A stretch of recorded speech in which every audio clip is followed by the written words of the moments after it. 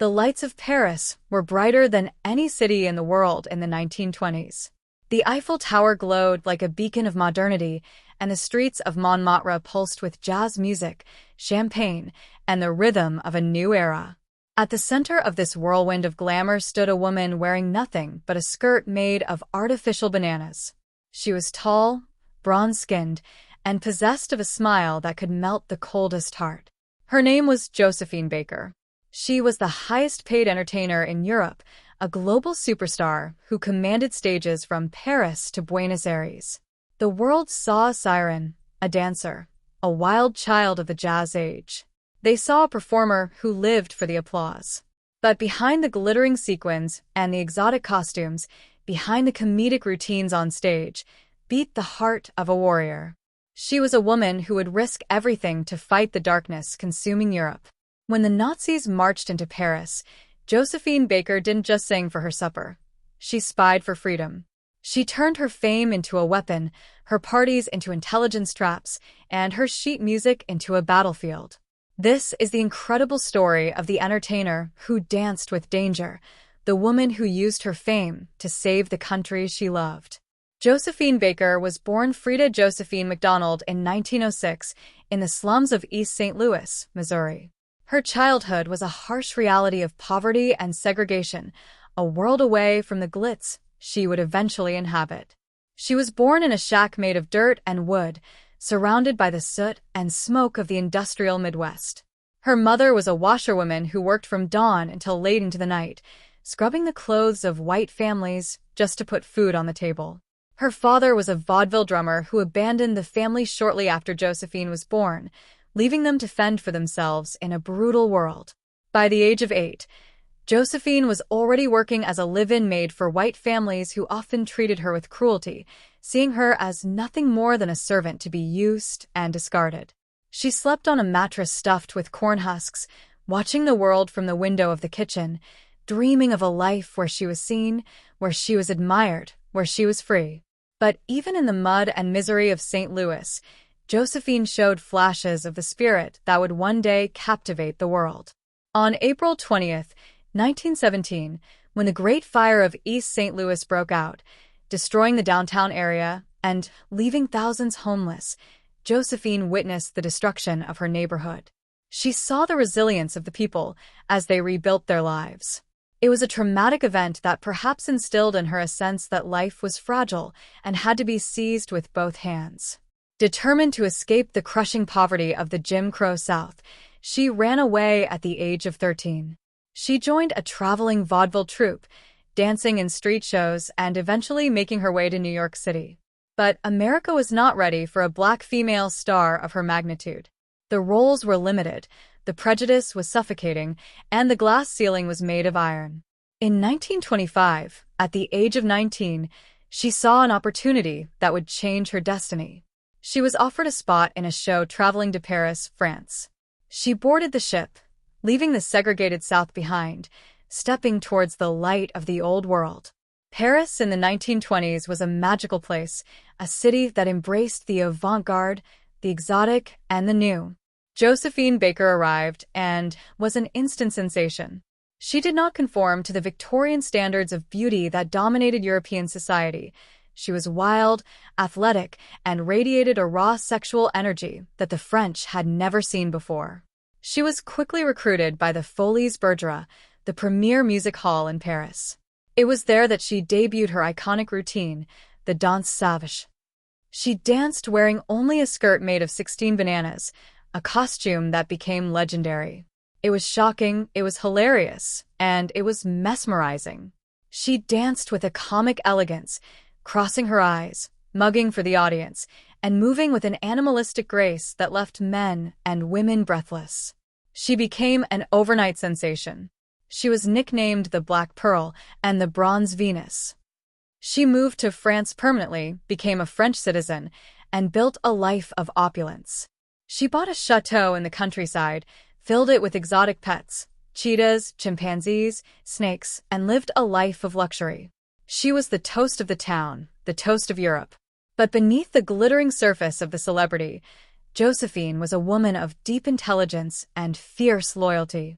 She loved France because France had given her what America never would: dignity, love, and freedom. And when that freedom was threatened, she was ready to fight. In 1939, the dark clouds of war gathered over Europe again. Hitler's armies were marching, and Josephine Baker watched with horror as the country that had adopted her faced annihilation. When the German forces invaded France in 1940, the French government fled Paris, but Josephine Baker stayed. She refused to leave the city she loved. When the German military occupied the city, Josephine Baker did not flee to the safety of the United States.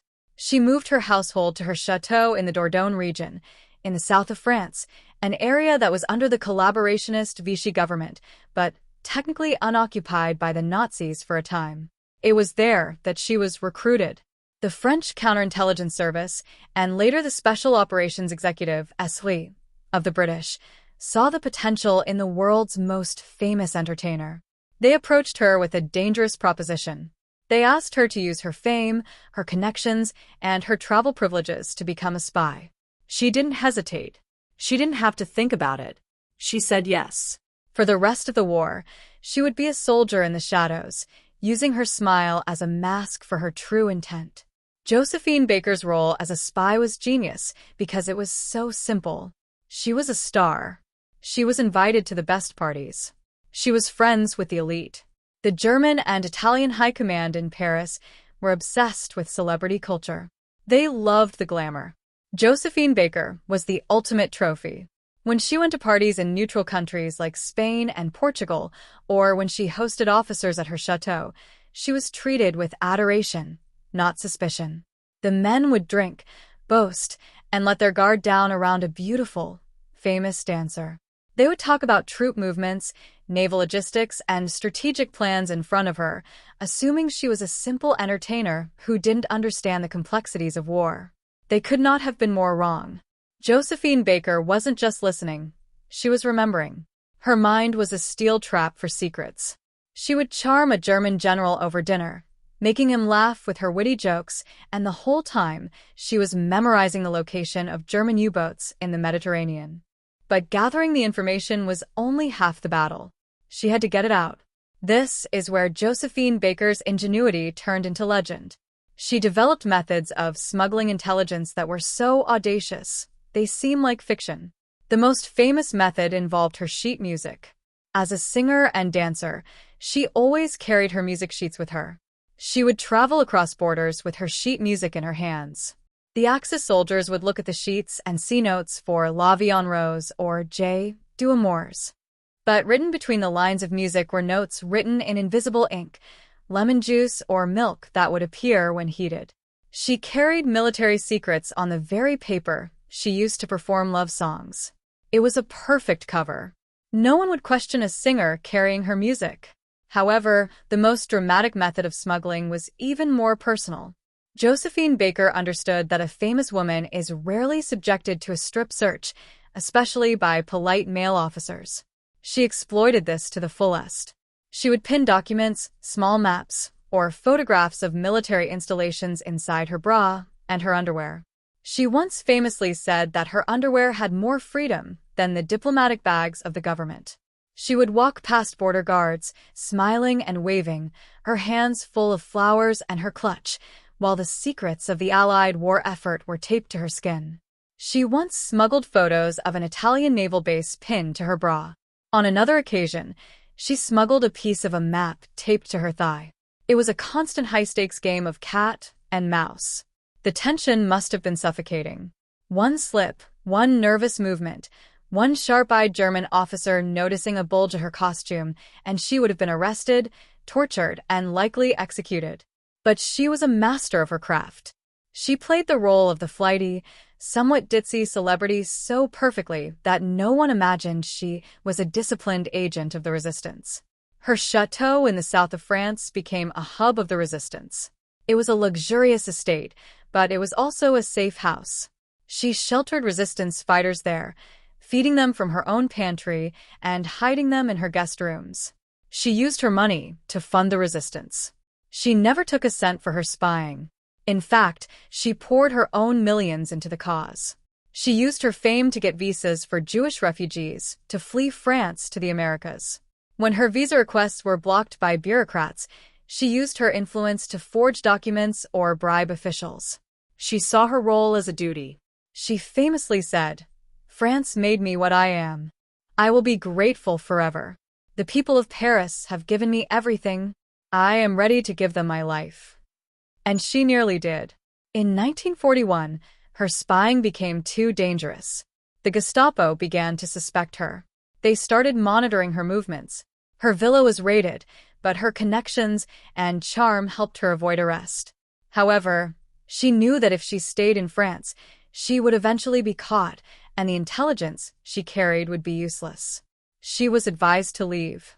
She escaped to North Africa, first to Morocco and then to Casablanca, where she continued her work for the Allies.